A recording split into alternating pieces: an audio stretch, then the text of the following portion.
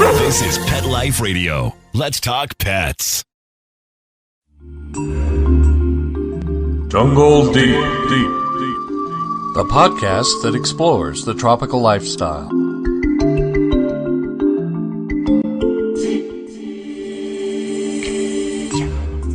Hello and welcome to the podcast Jungle Deep.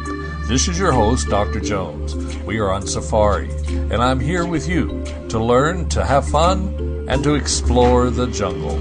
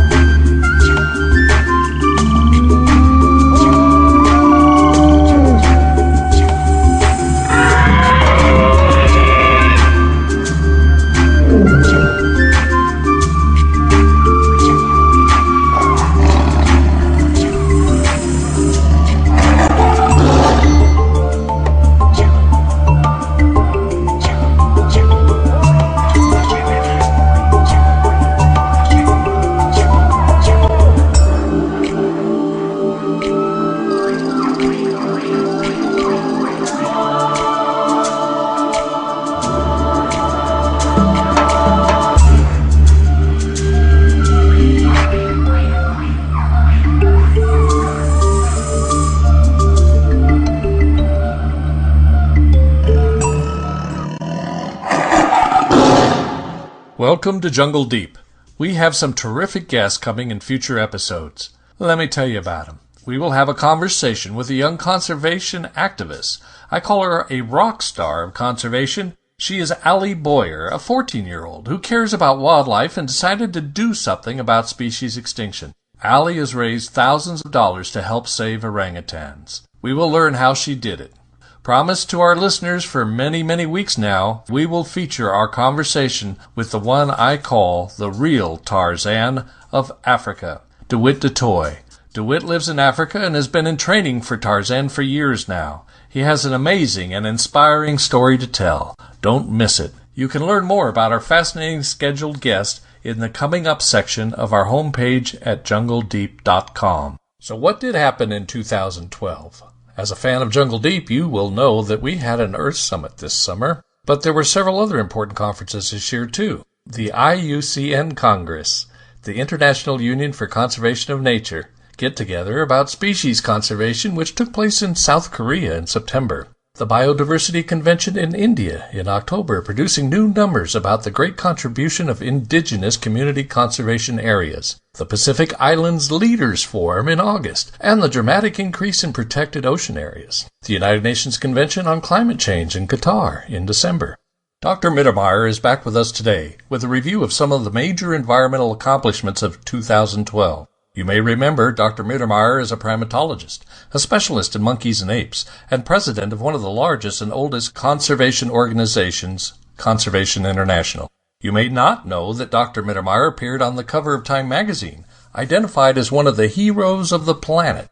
He has traveled to and explored most of the tropical rainforests on Earth, while at the same time participated in most of the global conferences on the environment, working with world leaders in government and business.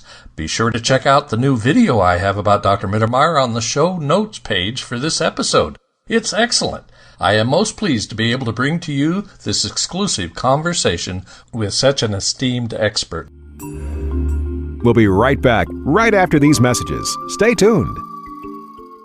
What if you could protect the life of your cat with something so simple and affordable that you already use every day? Get ready for the evolution of kitty litter. It's Pretty Litter. Along with all the features you've come to expect from your kitty litter, Pretty Litter's patented and scientific formula will also monitor your cat's health and detect illnesses early while providing industry-leading odor control. 2 kitty litters, same cat, same price. But there's one important difference. Pretty Litter reacts to your cat's waste by detecting health issues simply by changing color.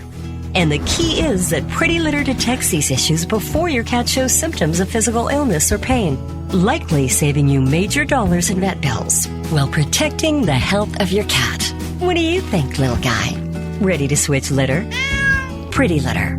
Colorful insight into your cat's health. Go to prettylittercats.com/cat101 or use coupon code CAT101 to get 20% off your first subscription order.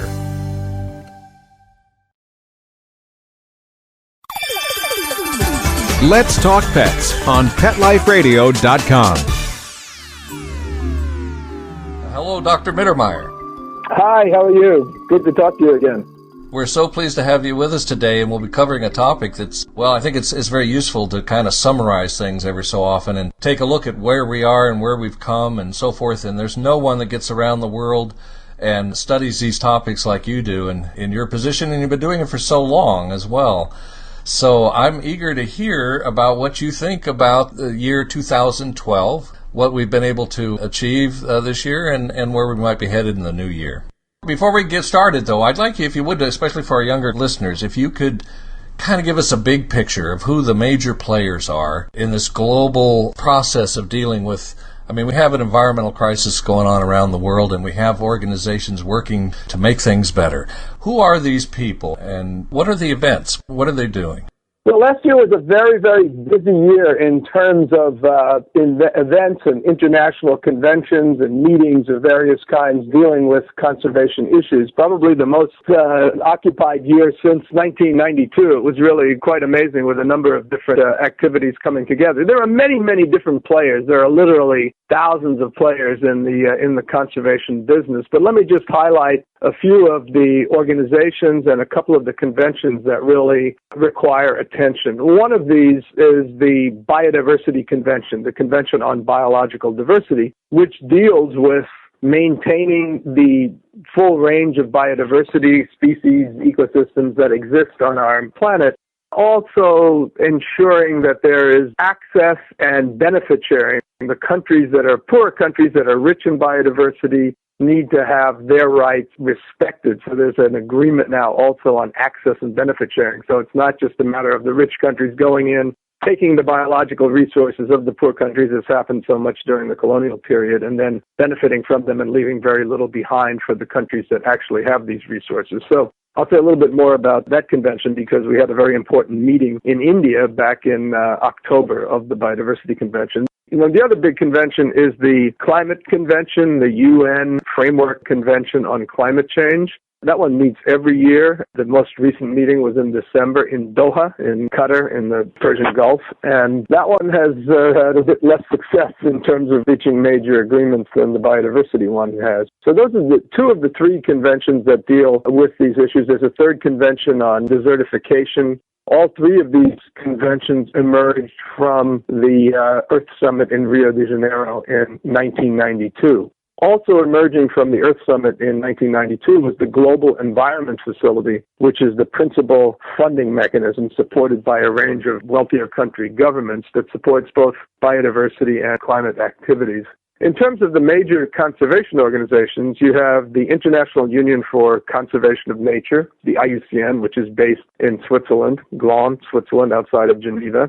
And that organization has been in existence since 1948. Wow. It's kind of the overarching organization. It has both government and non-governmental members. I've been associated with it for more than 40 years, most recently as a vice president. I just stepped down as a vice president back in September. And then you have the big international conservation organizations like World Wildlife Fund, Conservation International, my organization, the Nature Conservancy, and the Wildlife Conservation Society, which used to be the New York Zoological Society.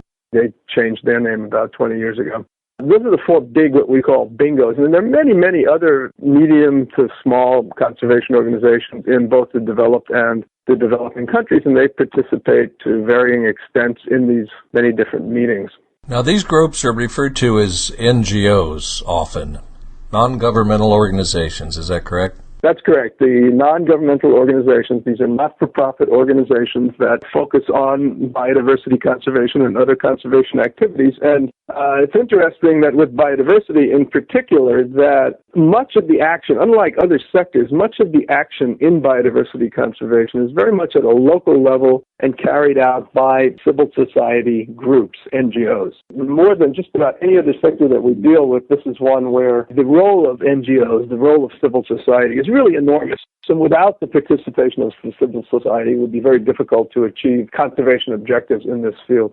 It's also true, though, these days to say that most of the governments have representatives at these events. Oh, absolutely. The big conventions are principally government-driven activities, and the plenary sessions involve negotiations among the different governments. But what has become increasingly interesting and increasingly important, and it's really come to the fore over the past year, is that there are the side events that take place. The NGOs organize a wide variety of different side events at these convention meetings, and very often some of the real action that takes place is through these different NGO fora and workshops and seminars and symposia. And some of the real concrete results that emerge from those side events are actually often more important than what the governments decide.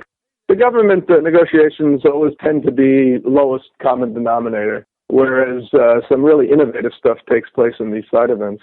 Oh, that's a good point. So these are basically governmental events, but the action's happening in all the side events that are occurring at the same time, involving a lot of NGOs from around the world. And then the third major type of player would be the business community, would it not? Yes, of course, the business community is increasingly interested in this issue. We have a very strong program dealing with the business community and have for more than 20 years now. We have a whole program called the Center for Environmental Leadership in Business, CELB, C-E-L-B.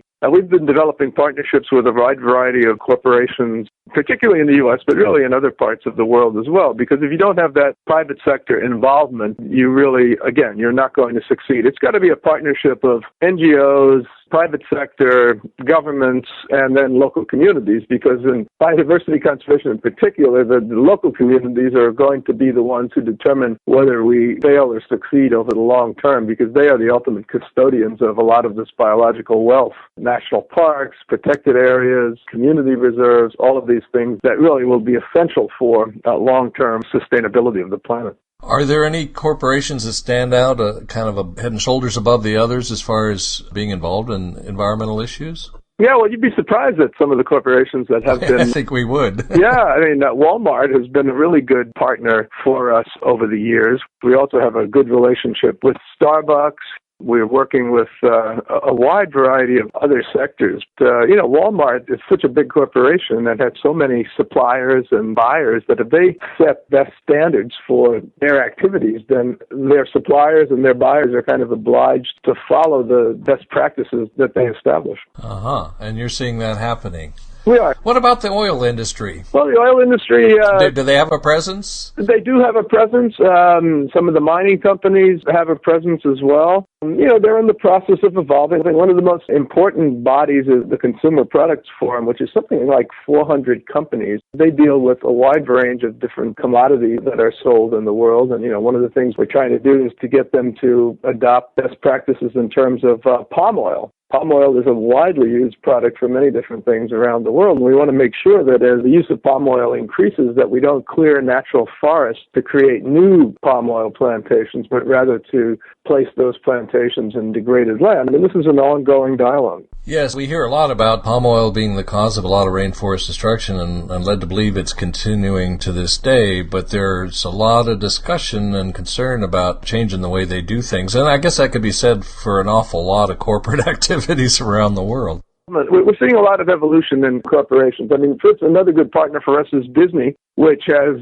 given us what's probably the largest corporate grant thus far for voluntary carbon emission projects, RED+, this reduction in emissions from deforestation and degradation. And they're supporting us to the tune of $7 million in Eastern Democratic Republic of Congo and in the northern Peruvian Andes to save forests, protect forests as a hedge against climate change. So we're very pleased with the collaboration with Disney, which we've had for a long time as well. Well, I think this is very important input you're providing here on this topic because, I think a lot of average people are, they're afraid that, they think that the government isn't paying attention and doesn't care, and corporations are just out to make a buck, and the only people doing any work are the nonprofit organizations. And we need to get past that kind of reality and that kind of thinking about it. And it sounds like there's a lot of activity in areas where we'd like to know there's a lot of activity. Well, in this sector, non-governmental organizations continue to push the agenda and really lead it in many ways. But we're getting more and more corporate partners, and then we have governments that are increasingly enlightened on this sort of thing.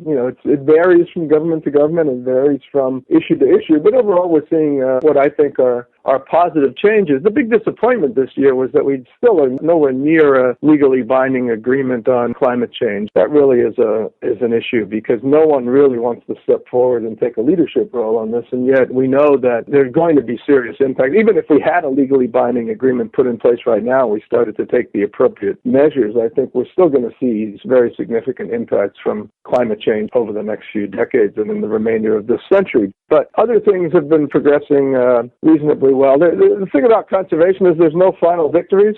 You have a never-ending battle. You have victories, and then you have setbacks, and you have to just continue to keep pushing forward and not become too pessimistic because of the failures and not become too overly optimistic because of the successes, and just continue to push the agenda forward. Well, you've identified for us the major players in this thing, the governments, the NGOs, and the corporations. Now tell us about the events. Tell us a little more about these meetings you've mentioned already. Now, is it the Earth Summit? Is that like an overriding, like an umbrella event out of which everything else is happening, or is it not that simple? It's not quite that simple. Let me give you a sequence of events. And one of the things that have really emerged from this year that I think is absolutely critically important is an increasing recognition of the fact that biodiversity and ecosystem services need to be central to long-term sustainable development. If we're going to have any chance of feeding and having a healthy, sustainable planet over the next few decades in this century, we need to not see the environment as a sideshow and something that we pay attention to when convenient, but rather to see the natural world, the healthy, continued functioning of the natural world as being fundamentally important to a long-term development, human well-being, poverty alleviation, and all of that. And in two events, first event that we helped to organize, we actually organized it together with the government of Botswana. The president of Botswana, Ian Khama, is a member of our board of directors, and he's one of the most enlightened leaders in Africa, probably anywhere in the world. And he hosted in Gaborone, the capital of Botswana, a meeting of 10 African governments, a number of corporations, including Walmart and Woolworths from South Africa, a number of others, a number of NGOs as well, where we talked about the need for natural capital accounting to become central to the way governments do their national income accounts and the way private companies do their corporate accounting as well. Renewable natural capital is basically biodiversity, okay? It's renewable natural resources that derive from the living world. Natural capital is a term that's popular now because capital and is more understandable to corporations than businesses. To businesses. Yeah. Basically, is the same sort of thing. But we came out of this meeting in Gaborone in May of 2012, this past year, with a statement agreed upon by the 10 countries there and signed on to by a number of these corporations, saying that we should incorporate a natural capital account the way these national and corporate income accounts are generated. Things like GDP, for example. Essentially, at its core, we're talking about assigning money value to our natural resources, determining how much they're worth in cash. Is that what we're talking about? That's exactly what we're talking about. Now, if you look at the way we've done it traditionally, you look at a patch of tropical forest, you value it at zero, and then you want to cut it down and turn it into an oil palm plantation, well, then the oil palm plantation looks like a good deal. But if you look at all the services that tropical forest provides, from watershed protection to carbon sequestration to biodiversity protection to ecotourism, et cetera, then all of a sudden that oil palm plantation does not look like such a good deal. And that's something that we need to get better and better at recognizing and incorporating into the way we do these income accounting procedures. Now, that event in Gaborone, in Botswana, led to a series of side events at the Earth Summit in Rio de Janeiro in June, one of which was led by the World Bank with our participation of others, what they called the 50-50 initiative. And they sought to get, building on what we'd done with the Gaborone Declaration, getting 10 African countries, they sought to get 50 countries and 50 corporations to sign on to an agreement that they would adopt a natural capital accounting into their income accounting procedures. We wound up with, I think, more than 60 countries and more than 90 corporations signing on to this. Wow. So that was very significant. To me, that was the the most important thing to be emerging from the Earth Summit, the Rio Plus 20 Earth Summit in June. The next big meeting that we had was dealing with the IUCN Congress, the World Conservation Congress of the International Union for Conservation of Nature, this umbrella organization of NGOs and governments that I've been associated with for so long. That took place in South Korea, in Jeju, and again, that reinforced a lot of the same concepts and, of course, also dealt a lot with the importance of species conservation per se, specific species conservation. It dealt with the importance of protected areas and a wide variety of other issues. You are listening to Jungle Deep. Hello, this is Dr. Jones. I believe that the destruction of the tropical rainforest is humankind's greatest environmental problem. Not climate change, not pollution, not nuclear waste, not food production, not a whole host of topics you could add to the list. I care about these things, and I have to admit that climate change and the depletion of the oceans have my particular attention. But I know that the destruction of the tropical rainforest is number one. Now, I would not be surprised if you told me that none of the people around you in your daily life are doing anything to help save the remaining tropical rainforests. We obviously have to change this situation. Many people do not take action on this issue because they're confused about what to do. Confusion breeds inaction. Well, I have a solution. Visit the Jungle Deep website and look in the directory at the top of the show homepage for my new article called How Can I Help Save the Rainforest? It includes my 5 steps to saving the rainforest. It's simple, direct, clear-cut. I probably shouldn't have used that expression. It's direct and it's simple. Anyone can follow these steps, and everyone should. Get a copy into the hands of everyone around you. At the very least, it's a great conversation starter. And together, when there is enough of us taking action, we will save both humanity and the planet. Read and print out the list. 5 Steps to Saving the Rainforest from the Jungle Deep website. Go to jungledeep.com and click in the directory on How Can I Help Save the Rainforest? Put on a perfectly pawsome pet party. Having an awesome birthday or adoption day celebration for your 4-legged friend? Or just want a fun excuse to throw a fun party with your friends from the dog park? Deck out your party with Molly and Bandit Pet Party accessories. Party products designed specifically for pets. There are wearables, including adjustable pet party hats, bow ties, and tutus. The photo prop kits include funny glasses and hats. The party supplies and decorations include coordinating table covers, party banners, cake decorations, and treat bowls, cups, and bags. Everything you need to create great memories and Instagram-worthy photos. They're available in 2 colorful themes, Tropical and Fireman. It's a dog's life. Celebrate it with Molly and Bandit Pet Party at mollyandbanditpetparty.com/petlife. Let's talk pets. Let's talk pets On Pet Life Radio. Pet Life Radio. PetLifeRadio.com.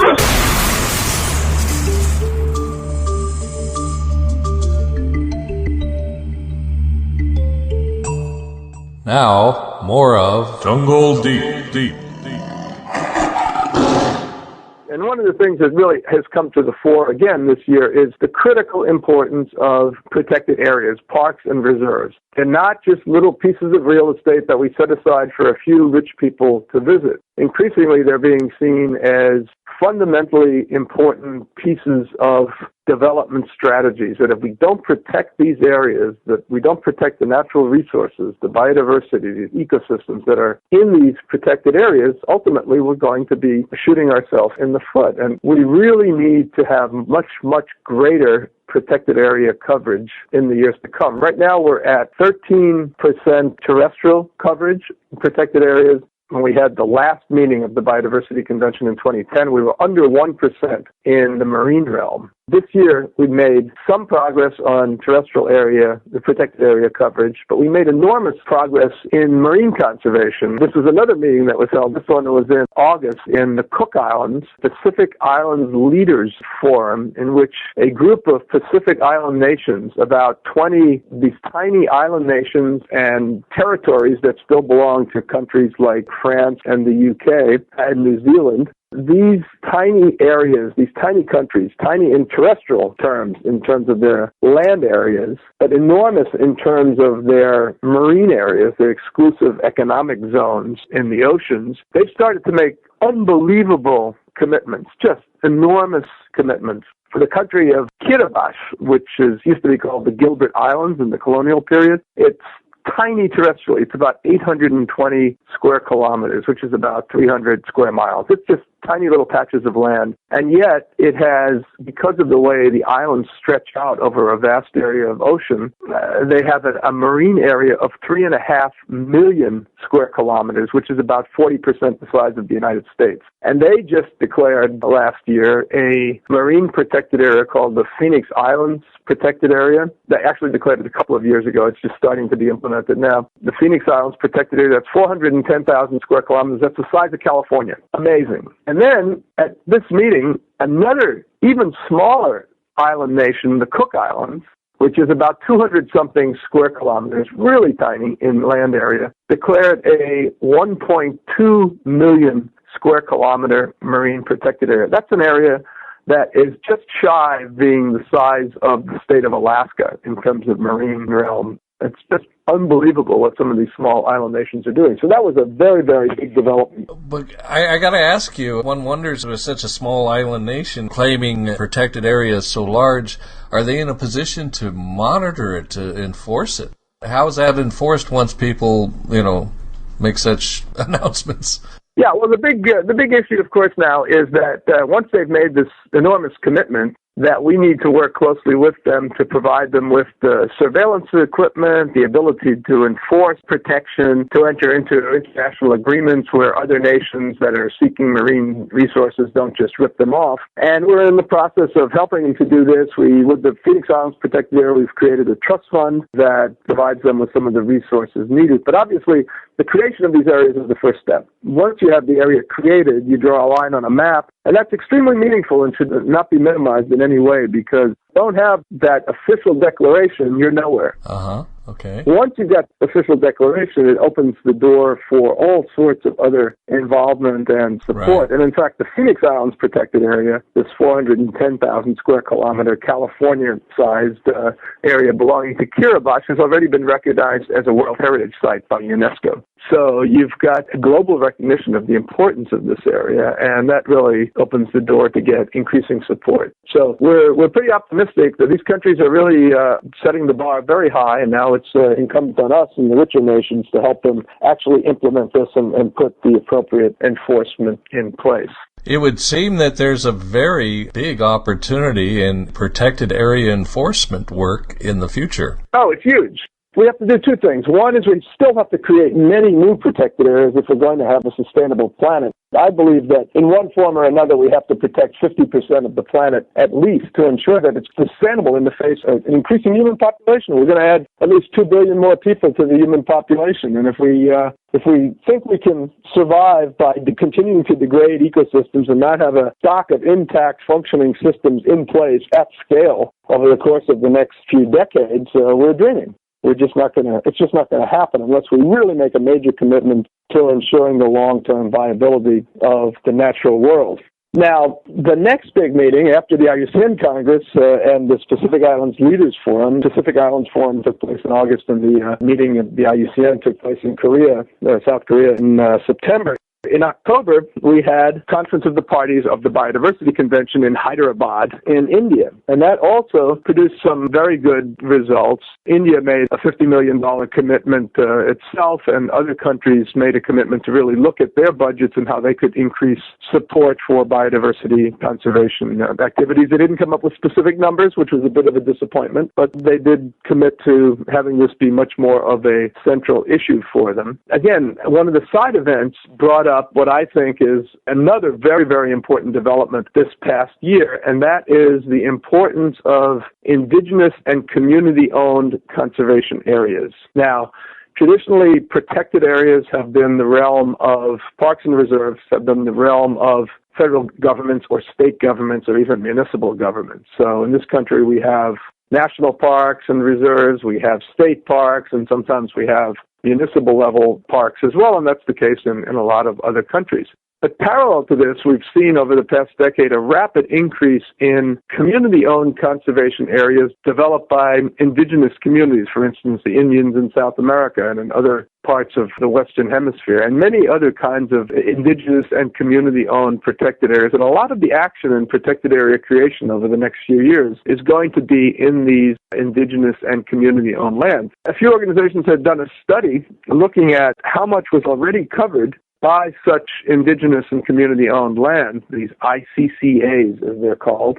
And we were very happy to see that they may be equivalent in extent, roughly 12 or 13% of the land surface of the planet, may be equivalent in extent to the areas, the more traditional protected areas, parks and reserves that we have out there. So in point of fact, we have to really look at these numbers in detail, but I think they're real. And in point of fact, we may be already at 25% of the planet protected through either traditional protected areas or through these indigenous and community-owned conservation areas. And this is something that we've been engaged in as an organization for many years now, working with indigenous communities in South America, for instance, the Kayapo Indians in the southern Brazilian Amazon, where we've helped them to maintain their traditional lands, which are declared indigenous lands in Brazil. These areas are 11.5 million hectares, which is roughly equivalent in size to the state of Virginia. It has only 6,000 people living in it, living largely traditionally. I mean, obviously they've adopted some Western ways, but 6,000 people living in an area the size of Virginia. The rest of it is largely intact, pristine forest. So these areas can be very, very significant. And this to me was one of the big developments of 2012 as well, the recognition of the fact that these areas are so significant and that they are actually covering a very large extent of land already.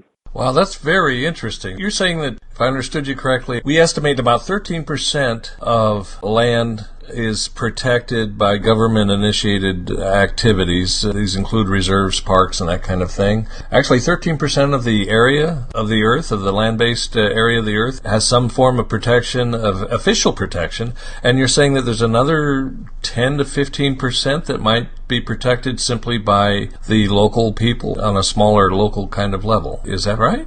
That's correct. Yeah, these community-owned conservation areas increasingly also have official recognition by governments. I mean, it's evolving. Mm-hmm. Okay. It's evolving. It's not. Yeah, right. Every country has different laws dealing with indigenous and community-owned areas, but in point of fact, what we are seeing is that these areas, with or without official recognition, are increasingly being created, and some of them are actually very strong. Some of them, in fact, are stronger than the government-run parks or reserves, and it's very exciting. And the numbers need still some verification, but they seem to be roughly equivalent to what we already have protected in parks and reserves of the more traditional kind. So this is really cool. And this, I think... Yeah, this is very encouraging. Very good news. Yeah, it's very encouraging. I came out of 2012 thinking that might have been the most important development, along with this recognition of the need for natural capital for biodiversity to be seen as central to sustainable development and poverty alleviation. And then this huge burst of activity in the marine realm, especially in the Pacific, where we were at less than 1% in 2010 when the Biodiversity Convention set a target of 10% for the marine realm by 2020. And we're getting close to 4% now, up from 1%, which doesn't seem like a lot. Well, 4% of the marine realm is a very large area because the oceans are so enormous. So big, yes. Wow, that's very interesting and some very encouraging news. Is there anything more about the summary that you would want to share with us? Well, I think those are the main points. I hope that 2013, which has a few less meetings, so we can actually focus on getting things done in the field, hopefully will be a successful year and one in which we can implement and put into practice some of the good concepts that have emerged from 2012. And we really need to keep pushing in some of the highest priority countries in the world. I mean, I think I work a lot in Madagascar, and we've been kind of at an impasse in Madagascar over the past 4 years since there was a coup there in March of 2009, the sitting government of Madagascar is still not recognized by any other nation on earth, but we have hopes that there is going to be a democratic election in 2013, which will enable us to perhaps go back to a more functional system at the government level. In the meantime, we continue to work with local communities there to create more of these community-owned protected areas and to continue at least some level of conservation effort. But that one has been very frustrating. We didn't make a whole lot of progress in 2012 there, but we're hopeful that if we can get elections to take place there in 2013, that some good things will happen.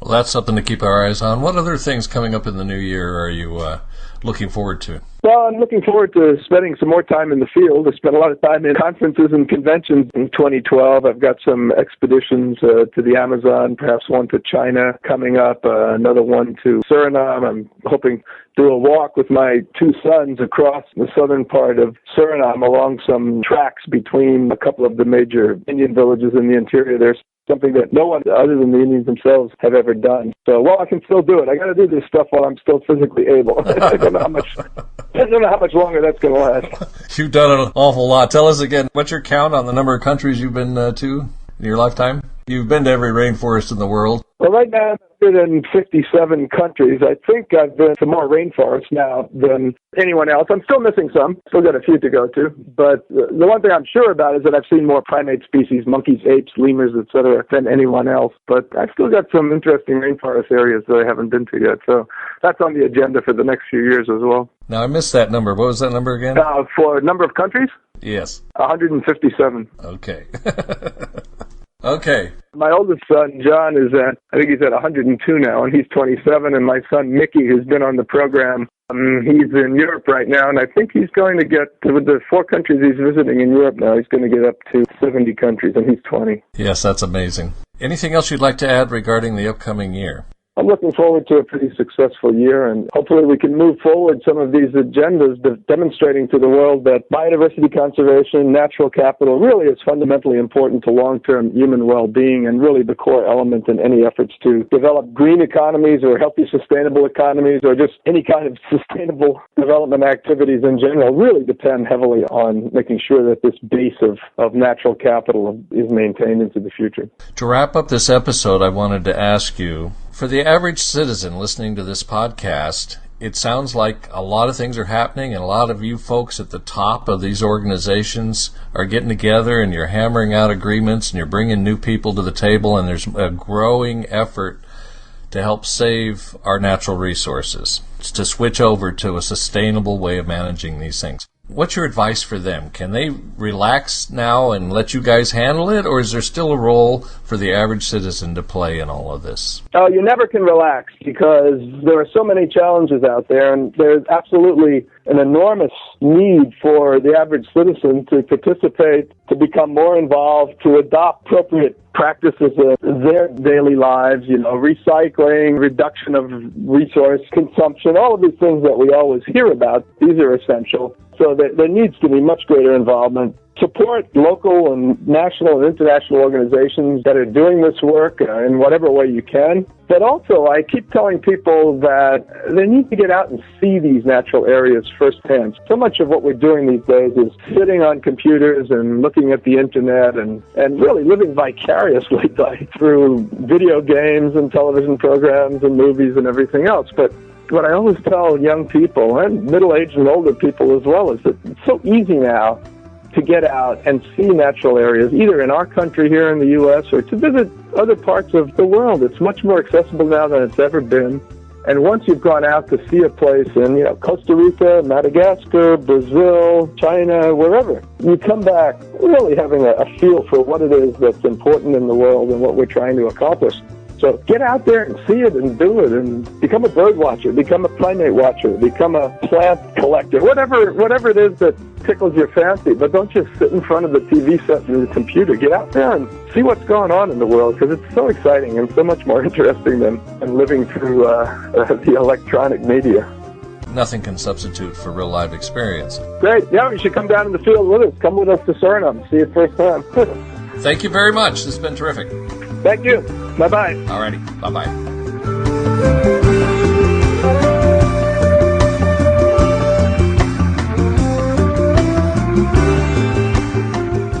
The music in this podcast has been, in the intro, Jericonda Mix by Ken Jones with Apple Music Loops, and the segment in our episode closing is by Don Tiki called Jungle Julie. Environmental education, wildlife preservation, tropical rainforest conservation, all wrapped up in fun, juicy, delicious American jungle culture of the past and present. Be sure to share Jungle Deep Podcast with your friends and coworkers. Contact me if you would like to reach our audience with your advertising message. Audience growth is especially important for Jungle Deep to succeed and prosper, so share the show. You can see beautiful photos and learn more about Jungle Deep at our website, jungledeep.com.